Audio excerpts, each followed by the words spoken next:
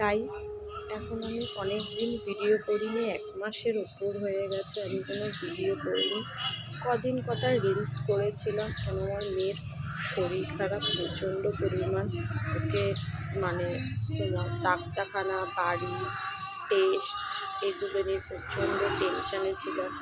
আমি 1 মাসের ওপর হয়ে গেলাম, না ইউটিউবে কোনো ভিডিও দিচ্ছি, না ফেসবুকে কোনো ভিডিও দিচ্ছি, কোনো কিছু ভিডিও দিতে পারিনি। আসলে মেয়েটার আমার একটাই মেয়ে, প্রচণ্ড শরীর খারাপ ছিল, তো সেই কারণের জন্য ওকে নিয়ে খুব টেনশানে ছিলাম। আমি মায়ের বাড়িতে রয়েছি, বাপের বাড়িতে, তো সেই কারণের জন্য কোনো ভিডিও দিতে পারিনি।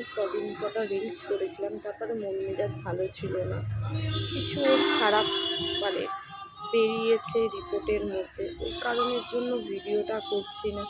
দেখছি আমার চ্যানেলে সবগুলো ডাউন হয়ে যাচ্ছে, তো সবাই বলছে আস্তে আস্তে করে ভিডিওটা করা চালু কর, যে মানে আর যেটা পারবি সেটাই করবি। তো ঘরের কাজকর্ম এগুলো কোনো কিছু দেখানো হচ্ছে না। আসলে মায়ের বাড়িতে রয়েছি, মাই সব কাজকর্ম করছে, আমি কিছু করছি না। আমার ওই অফিসে যাওয়া, কাজে আসা এগুলোই করছি। তো মেয়েটাকে নিয়ে চিন্তিত আছি, দেখি পারলে কটা করে ভিডিও করা চালু করবো, কিন্তু এখনও ঠিকঠাক মতন আমার মেয়ে সুস্থ হয়ে ওঠেনি, ওই কারণের জন্য মানে ভিডিও করা হচ্ছে না। তোমরা কিছু মনে করো না, তোমরা লাইক, কমেন্ট, শেয়ার করো।